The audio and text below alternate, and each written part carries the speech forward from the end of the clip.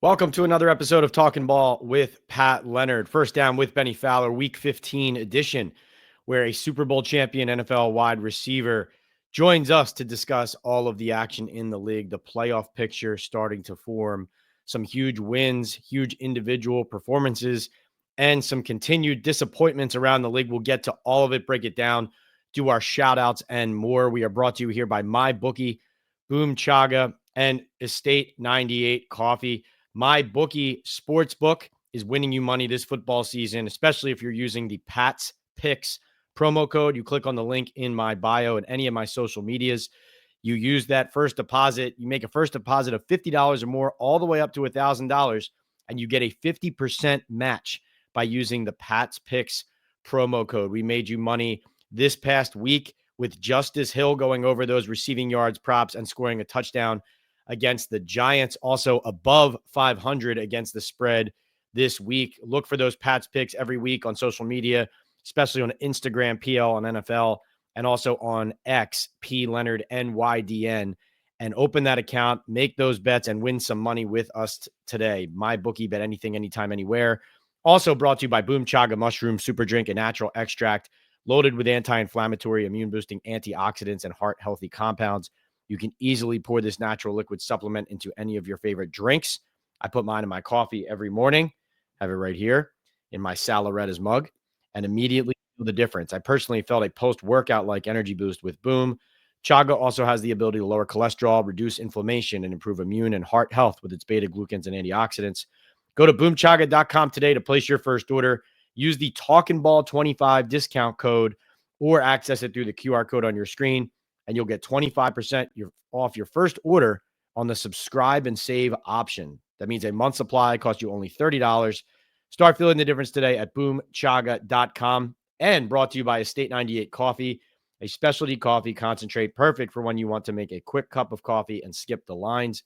It takes me less than 10 seconds to make a delicious Estate 98 iced coffee. It's great as a mixer for espresso martinis. It's great as a hot coffee as well. It makes that quickly. And each bottle can make up to 16 cups. Go to estate98.com/talkingball and get an exclusive offer for 80% off your first order. And now on to our Week 15 recap conversation with Super Bowl 50 champion Benny Fowler. All right, it's about that time. It is Week 15. First Down with Benny Fowler here on Talking Ball with Pat Leonard on the Believe Network. Beans, what's going on? How you doing? Pat, I'm good, man. It's the holiday season. Spent a couple days in New York. Life's good, so all is well in another great week of incredible football, incredible performances. So happy to dive in, or excited to dive in, I should say. Wait, so when you come back to NYC, are there any do you have like a spot or a restaurant or something that you like to do or want to see, or something you have to eat when you're here, or do you kind of go with the flow? I'm always going with the flow every time I'm in New York. I don't want to just go back to the same spots all the time because the city has so much to offer. But the one thing that is a constant staple is to go to Magnolia Bakery. That's got to hit that at least one time before I go. So that's what I did. Nice. That's always a go-to. Respect it. A man with taste. All right. Yeah. So hopefully you didn't look at any of the football around here. Let's talk about some of the better looking football to start. And what we talked about them a lot last week. We're at the time of year now where the contenders are really the most exciting teams to discuss because they're separating themselves. There's a select group of teams that look like they could lift the Lombardi Trophy. And let's go to a team well, the Detroit Lions. I want to know, do you think they can still do it here with some of the injuries piling up? I'm not just referring to the fact that they could not beat the Buffalo Bills, who have a scorching Josh Allen playing for them at quarterback, an MVP candidate. I'm talking more about Detroit losing David Montgomery. I believe they lost to Lee McNeil now on the defensive line as well. Do you think the Lions, who looked like far and away several weeks ago the best team in the NFL, do you think they can still do this season? I do think they could still do it. I mean, it's going to be tough, especially with all the injuries. But one thing I will say is that they still have a great head coach. They still have a great offense coordinator and a great defensive coordinator.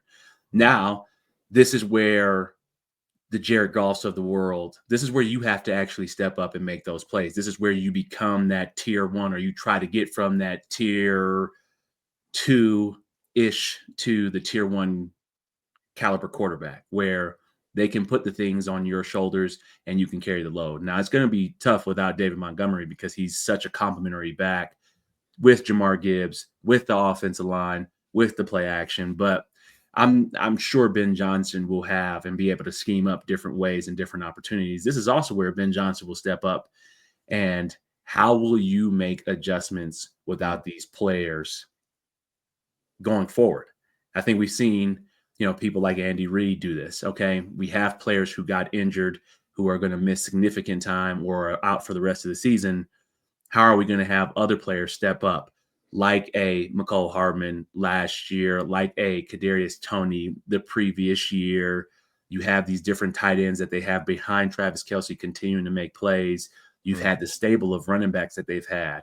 So if you use Kansas City as an example, how will you step up? How will you step up as a coordinator and put people in a position to win? You can also see this with the New England teams, where they would do it, run it back by committee, receiver by committee. I mean, you always had Edelman or Welker or Moss, but then you had the Tompkins of the world. You would have the Amendolas of the world. You would James have White. these different tight ends. Yep, James White. You'd have Rex Burkhead.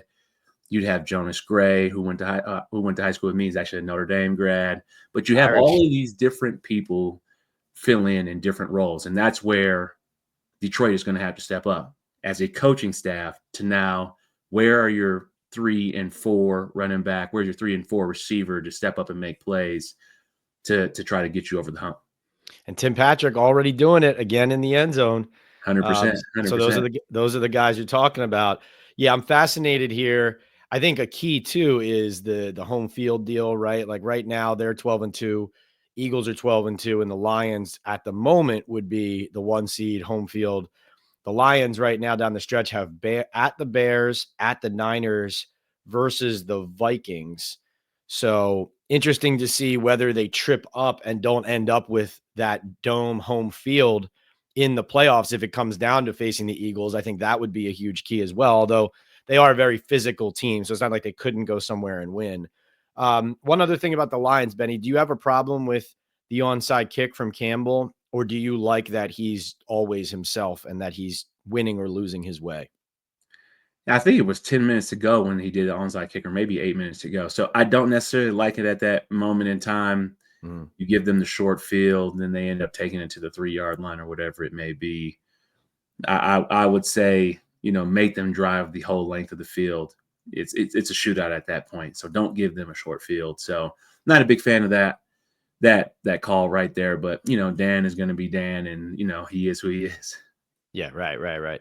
Yeah, I do like the idea of going out, winning or going out your way. It's like the biggest regret some coaches have when they get fired is if they did something that somebody else recommended and they, in their gut, they didn't like it or agree with it. And then, 5 years later, they're like, I should have done what I thought, but, so I do like people leaning into who they are, but yeah, I agree. Like this kind of thing. And obviously in this game, it bites them, but it just makes you worry if you're a Lions fan, or if you're somebody who's just really enjoyed watching them kind of roll through the league in a lot of ways. It makes you worry that something like that could again crop up in like the NFC Championship game, and he could just lean the wrong way. Although, like I was on a show with Damon Amendola on Sirius and on Sunday, and we were talking about there would be nothing better, right, as far as theater, than Bills Lions Super Bowl. Lions have like a 5-point lead with 1:30 to go, 4th and 3 at their own 36, and go for it. You know what I mean? Like that high drama. Talk about TV ratings would be amazing. Benny, on the other side, and I'm sure Josh Allen's a shout out, but has Josh Allen won the MVP award? Let's start there. Has Josh Allen won the MVP award? Yeah, by far. Saquon, don't get me wrong, has played incredible this season, but yeah, I'm giving Josh Allen his flowers. The type of ball that he's playing right now is incredible. Super efficient. He's not turning the ball over. He is throwing the ball extremely accurate, and he's doing it with his legs. And I think right now, and we talked about this earlier on in the year, maybe even before the season started, one of the things that was going to really stick out to me was Josh Allen's ability to play free because he doesn't have to feel like he has to throw somebody else the ball. Stephon Diggs, incredible receiver, but he likes his targets and he wants the ball, and you have to find a way to get him open. Now, the open man gets the ball regardless of who's out there, and the quarterback is able to play free. So Josh Allen is playing completely free. He doesn't feel like he has to force feed somebody the ball, and that's why he's playing. He's continuing to play incredible. You know, it was close to me between him and Saquon, and now with that performance on the road, you know, he's solidified himself in terms of the way he's playing, and he's playing with extreme confidence. And, you know, when you play with that type of confidence, the push pass into the end zone kind of showed it to me. You know, it's like, okay, like, you know, he's just on another level this year. So I would say, yeah, he is by far the MVP. You know, if the Bengals were actually playing better, Joe Burrow would be in that conversation, but their record sucks. But I mean, he's played insane too. But yeah, shout out to Josh Allen. Yeah, he's on another level. It reminded me of, and I was thinking of it as Lamar was throwing for 5 touchdowns and 4 incompletions on the Giants on Sunday. Remember, you said something that really stuck with me about Lamar. Remember when he did when he scored the touchdown a few weeks ago, where he recreated the step back that he did that went viral in high school, I think it was. Yeah. And you told me, like, sometimes Lamar looks like he's playing in Little League, like the rest of the guys are little leaguers. And, you know, Josh Allen, the way he is like doing whatever he wants is looking a little like that in some of these plays too. Like you said, you know, the push pass, like just doing like backyard stuff. I mean, what are we even talking about? Like throwing back across your body, running left, throwing right on a rope 15 yards downfield to a guy in stride, running across the field the other way. Like, it's just magnificent football, unbelievable performance. Josh Allen's in complete flow state right now in terms of the way he's playing quarterback. I'd be curious to see now when it does go to playoff time though. And now it's now will you play like that? Because now it's win or go home. You know, he's played incredible football before, but now he knows it's all pressure on him. You win this MVP, you don't get to the Super Bowl. You're gonna feel that pressure for sure. Right. Good point. And also, you know, the Bills defense really concerns me. I mean, do you think that they can win a Super Bowl with a defense that it's almost like no matter how many points Allen is scoring, if you're a Bills fan, you just can't feel secure in the game. And I know that some teams that have been higher scoring have won, but largely, Benny, when you get into the playoffs, the games get dirtier, right? Defenses start getting away with more as far as like flags coming out, holding, that kind of thing. Everything gets tighter and more physical and dirtier, the weather. I mean, can they win, you know, the Super Bowl score like 48-42, 42-40? Like, to me, I just think McDermott and the defense, they've got to figure something out, or else, like, if they play 3 games like that or 4 games like that in the playoffs, it's just going to bite them once, right? I mean, I don't think we'll see high scoring games like that in the playoffs. What I would be worried about is if they run up against a team like Philadelphia or even Kansas City for this matter, but more so Philly and what Philly did to Pittsburgh this past weekend, where Pittsburgh only got 2 possessions in the second half. oh man. So they controlled the time of possession. So if Buffalo has to play a Philadelphia who runs the ball, who takes the time of possession where they have 40 minutes of time of possession and you only have 20, that's totally different. So I think Buffalo needs to be wary of that for sure. Is if you play a team like a Philadelphia, or even if you run up against Detroit again, they'll be better in terms of the complementary football. And the way you beat Josh Allen is you don't let him on the field. Same thing that, you know, people try to do with Patrick Mahomes. So right. That's the key. Josh is playing out of his mind, but if he only has 3 possessions in the first half and 3 possessions in the second half, it's going to be hard to win a playoff game or even a Super Bowl like that. I will say this, watching him play like that indoors, it makes me think the Super Bowl being in New Orleans, like, you know, good luck if Josh Allen gets to that Super Bowl, stopping him inside on the turf. I mean, my Lord. Also, bad week for my prediction that the Steelers will knock off the Chiefs in Arrowhead on the road, considering that the Eagles made the Steelers, who are very tough, they made them look like a clearly inferior team in that game. 100%. I think, Pittsburgh hasn't really played anybody yet. They beat the Jets, they beat the Giants. They had a good win. I think they beat Baltimore. That was a really good win. But other than that, they haven't played great opponents. They beat Washington, who's an up and coming team, but they really haven't had, a great signature win against, Philly. That would have been a great signature win. So we'll see in these next 3 games. I don't know I forgot who they're playing, but I know they have some tough games divisionally that they have to try to win. And it's not going to be easy at all. Let's see. The Steelers have to go down they go at Baltimore versus Kansas City and versus Cincinnati to close it out. Yeah, I mean, that's tough. That's tough. So we'll learn a lot about Pittsburgh here in these next 3 weeks. Oh man, I'm glad I didn't put any money on that on that wager. Jeez. Well, Benny, you're outing me as somebody who clearly doesn't know as much about the game come playoff time. All right, so shout outs. Josh Allen obviously tops everyone's shout out list. Who else you got that you saw here in Week 15 that you wanted to give a shout out to? Green Bay Packers, Matt LaFleur, great complimentary football, great game, great win on the road. Romeo Doubs, I don't know if you saw that 4th down touchdown or 4th quarter touchdown, all hands. Was that the one like very low to the ground? Yeah, I mean, just an incredible play. So shout out to him for making that play. I would say shout out to the Minnesota Vikings. Oof. I mean, what are they, 12-2? I mean, they are a good team. Oof. And their losses are to Detroit and Philly. So shout out to those guys, continuing to play well, continuing to do incredible things. Those are my shout outs. Green Bay playing really well, Minnesota playing really well. NFC North, just a powerhouse conference. Who would have thought you have 3 12-win teams in there?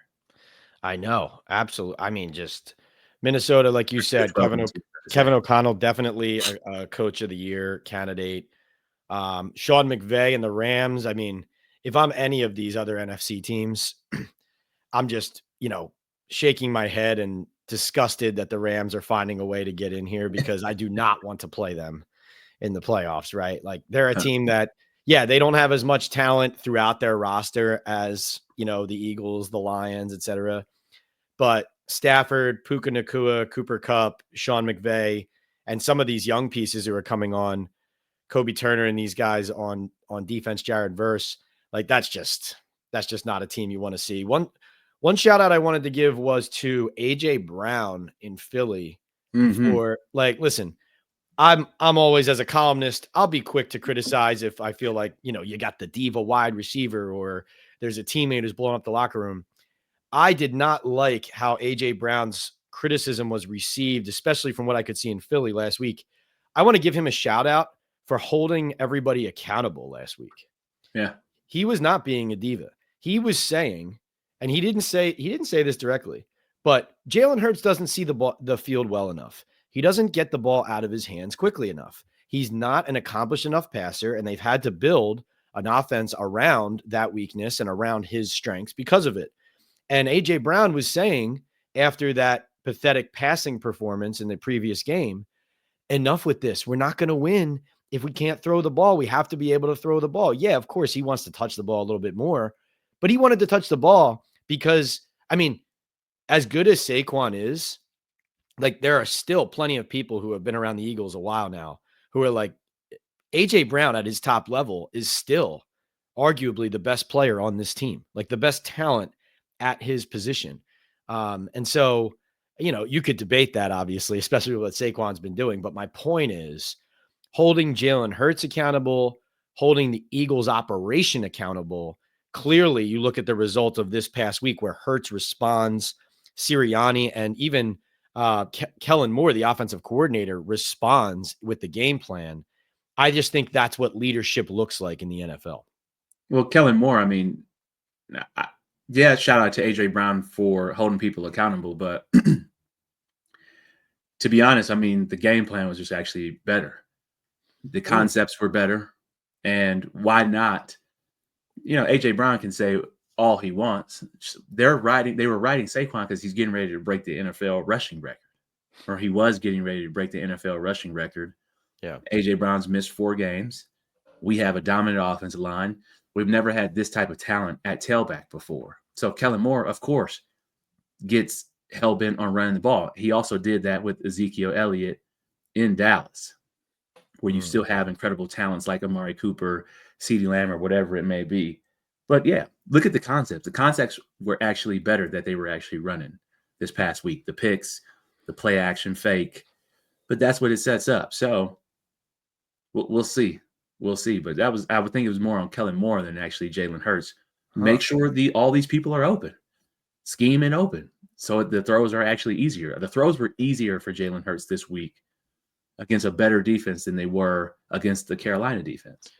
Benny, why don't more teams run? I know obviously you're taking the running plays and the threat out of it, but why don't more teams not go like empty a fair amount of time to force the defense to declare?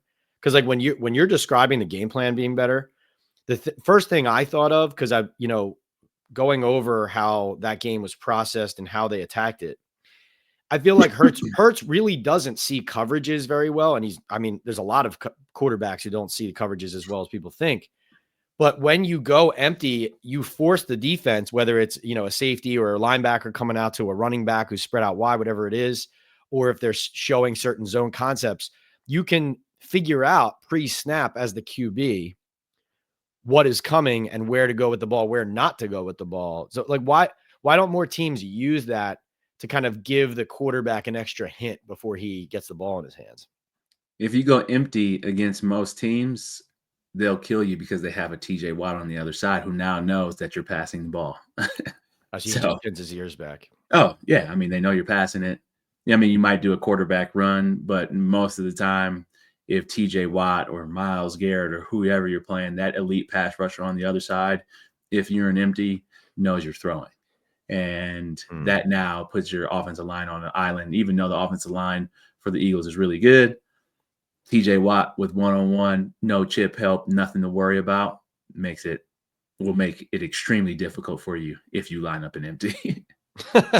No, that's a fair point, because as much as these tackles, some of the top tackles are very good players, the level of athlete that those pass rushers are, you can't protect that tackle if you're declaring an obvious pass too often to those guys. That's a really good point. Let's go to a team that we've been on all season and very well. You played there. Let's go back to the Denver Broncos. Benny, I feel like, it's like Groundhog Day talking about them every week, but they've earned it.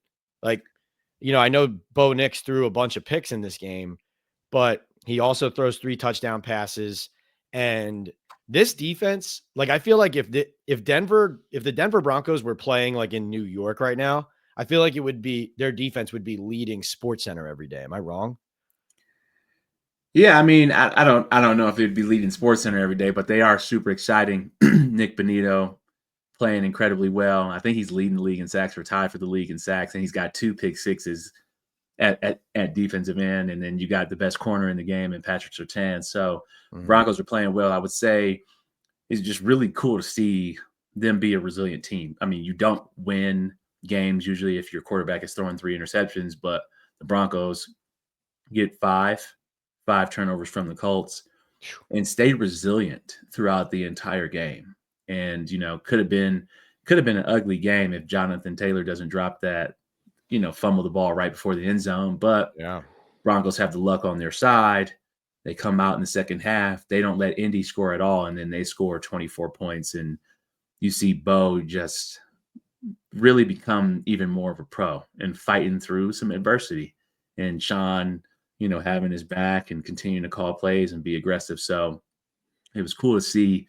I was at the game, but it was cool to see, the Broncos, they're going to finish this year with a winning record, and it hasn't happened since, 2017 or 2016, Wow, one of my last seasons here. So, it could be an opportunity. I think we got a 90% chance to make the playoffs here, and I know everybody's super excited So it was incredible to see just a resilient team. That game they would have lost the last 7 years. They would have easily lost that one after the first interception or second interception, and now they are showing a winner's mindset. I saw the Colts receiver A.D. Mitchell, who threw that pick six. He said he thought the play was there, and Benito jumped out like Ed Reed, is what he said. Yeah. So that guy just came out of nowhere, man. I thought the play was there, and he jumped up like Ed Reed and took it back. Benny, is that roster? I mean, you mentioned there's obviously talent on Denver's roster, but is the talent good enough for them to have this record? Like before the season, did you look at their roster and say, well, they clearly have a certain amount of talent to be a certain level team? Or has Peyton's coaching and Bo's play and, their strategy really elevated them in a significant way compared to what their talent told you they would be? They're not a top tier roster. They're not a bottom tier roster. I think they're, middle of the pack. Gotcha. In terms of the talent that they have. But I think with complementary football, offense, defense, and special teams, Sean's coaching, rookie quarterback who has some struggles early on in the season, the defense rallies behind it and plays really well. I think they're just playing complementary football, and that's better than having a whole bunch of talent and just thinking that you're going to just win it with just your offense or your defense. So I think that the roster is complementary to the type of style that they play. Hey, we want to be conservative with the ball, take our shots when they're there. Defense is going to hold us down, and then we're going to have plenty of opportunities to make plays. We need to make our kicks. Special teams, we need to not turn the ball over. We have been turning the ball over the last couple of weeks, but complementary football all around. And I think that's how Sean's coaching this team. Benny, not to spend too much time on this, but the misery that is the Giants. I mean, first of all, Lamar Jackson, I mean, he played almost a perfect game.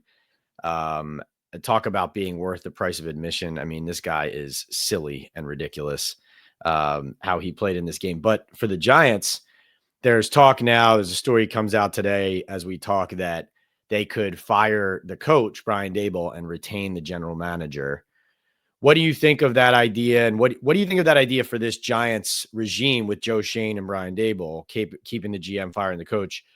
And then also, what do you think of that as an organizational decision? Like an NFL team keeping the GM, but firing or scapegoating the coach? Well, I question the Giants hires the last 3 head coaches that they've hired, the last couple of GMs that they've hired. So I think they do need to clean house, and that's just my opinion in terms of cleaning house. You let Saquon walk out of the door. He's having an MVP type season. Daniel's not out of there. So the team knows that you have given up on them. And then just everything that you saw from the Hard Knocks episode would make you not want to bring Joe Schoen back, because I don't think look at the roster that he's put out there since he's been there. So why are you going to just scapegoat the coach when Joe Schoen actually put the roster together? Daboll can only do so much with the roster that is put together. So I would say that, they need to clean house, and they need to hire a consulting firm or a search firm to find the right GM, one that is competent, one that has put together championship rosters before, and a proven and veteran head coach, somebody who's had head coaching experience before, like a Mike Vrabel or somebody else who's out there who's done this before, who knows how to build and who's played in winning cultures or coached in winning cultures. So, but yeah, firing Daboll and then keeping Schoen, he clearly shows that he doesn't know how to put together the roster. So I don't understand why he would be back as well. Yeah, it really doesn't make any sense. He has his hands in every part of it. It's basically like a baseball GM operation where the GM is running the show. Philly's got that going with Howie Roseman, but they're practically not even in the same sport, considering how Howie's doing it versus how Schoen is doing it. Look at how Howie's built that roster. Look at how he's rebuilt the roster. Like every year. Like when they were going after all those Georgia players and it almost seemed like overkill. And then, they went and got Zach Baun, a guy who had really only played special teams and has been one of the more impressive linebackers in the league. Jalen Carter, first round pick, superstar, Nolan Smith turning into something. Quinyon Mitchell has been a top 5 corner this season. He's a rookie, but he's been a top 5 corner. That's Benny. I know you're always trying to find value as a general manager. So it's like, it speaks well if you find a diamond in the rough in the 5th round, whatever it is. But at a base level, you got to get the 1st and 2nd round picks to a point where they're guys who are consistent contributors. You want them to be foundational pieces, but at a bare minimum, like the percentage chance that you're going to miss on those picks is so much lower. And if you use a top 10 pick on a guy like an Evan Neal or a Kayvon Thibodeau, who are not meaningfully helping your team and certainly not improving it, then you're not even doing the base level of your job, is how I view it for an NFL general manager. My bold prediction for this week, and you can give your take on this or not, but my bold prediction is, and I've been calling for this for weeks, is that Michael Penix Jr. of the Falcons ends up facing the Giants this coming Sunday in Atlanta, because the Falcons, even though they beat the Raiders, they stink.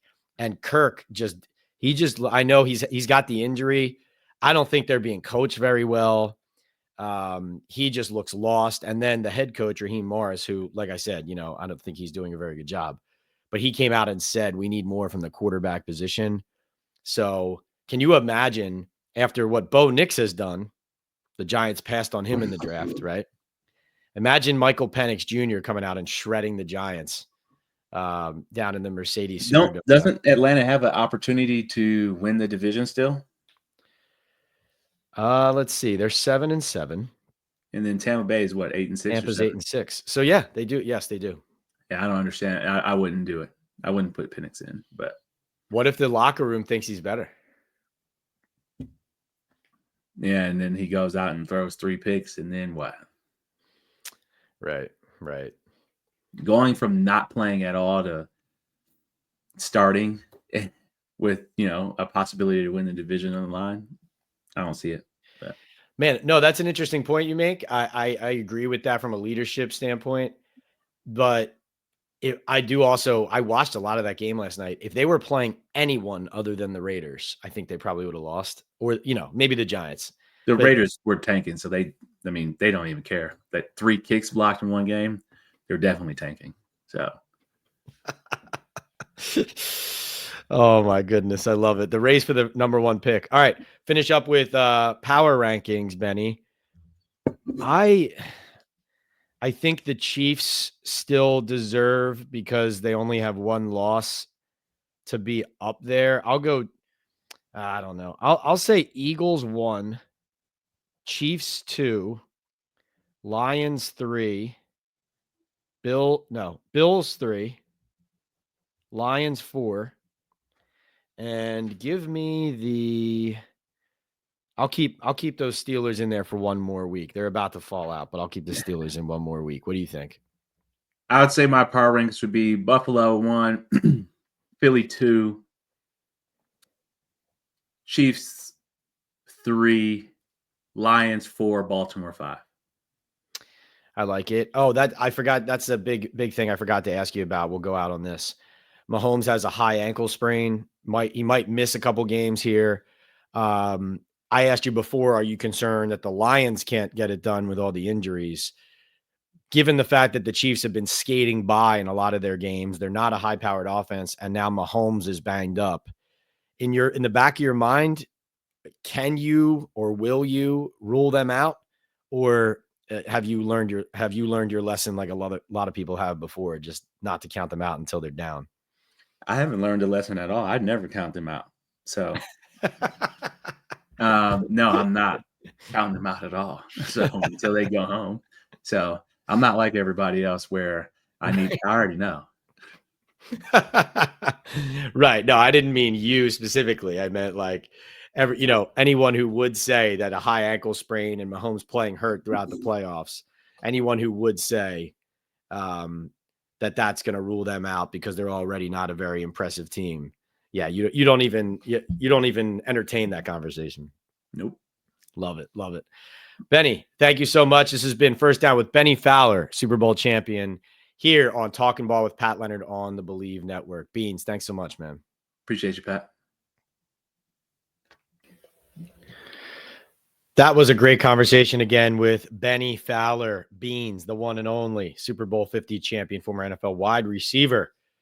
A lot of conversations about the contenders. It's going to be fascinating to see Chiefs, Lions, Bills, Eagles, Ravens, Steelers, who ends up on top at the Super Bowl in New Orleans. Really excited for some announcements about what we will be doing here connected to that run to the Lombardi Trophy here on Talking Ball with Pat Leonard on the Believe Network. We are grateful for our sponsors, MyBookie, Boom Chaga, and Estate 98 Coffee. I went 10-6 against the spread this week. So we're back 10-6 in week 15. Also some Pat's picks, some up, some down, but hit on the Justice Hill props, the receiving yards ladder all the way up, and the receiving touchdown plus 450 anytime TD for Justice Hill against the Giants. So hopefully you tailed those and made some money. If not, it's not too late. Go to mybookie.ag. I have a link in all of my social media profiles on YouTube, PL on NFL. It's the same handle on Instagram, TikTok, Threads, or on X or Twitter, P Leonard NYDN. There's a link there. Click on that MyBookie link.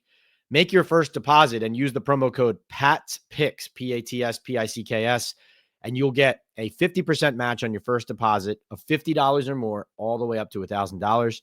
So if you deposit $1,000, you get a free $500 to play around with and win more money by tailing our picks. We're having a hot season, a great stretch. Keep staying with us and making more moolah. MyBookie, bet anything, anytime, anywhere. Also brought to you by Boom Chaga Mushroom Super Drink, natural extract loaded with anti-inflammatory, immune-boosting antioxidants and heart-healthy compounds. You can easily pour this natural liquid supplement into any of your favorite drinks. I put mine in my coffee every morning and immediately feel the difference. I personally felt a post-workout like energy boost with Boom.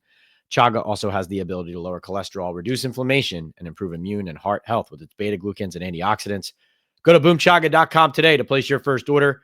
Use that discount code TalkingBall25 or access it through the QR code on your screen, and you'll get 25% off your first subscribe and save order. You hit the subscribe and save option, make that first order. You can cancel the subscription if you want, no penalty, or you can stick with it like many of our users and followers have, because this product does make a difference. Right now, the month supply, therefore, costs only $30. Start feeling the difference today at boomchaga.com. And brought to you by Estate 98 Coffee, which, of course, sponsors our Estate 98 Giants Trivia giveaway every week on Talking Ball Live with Pat Leonard, where a fan gets the trivia question correct and wins a free bottle of Estate 98 coffee.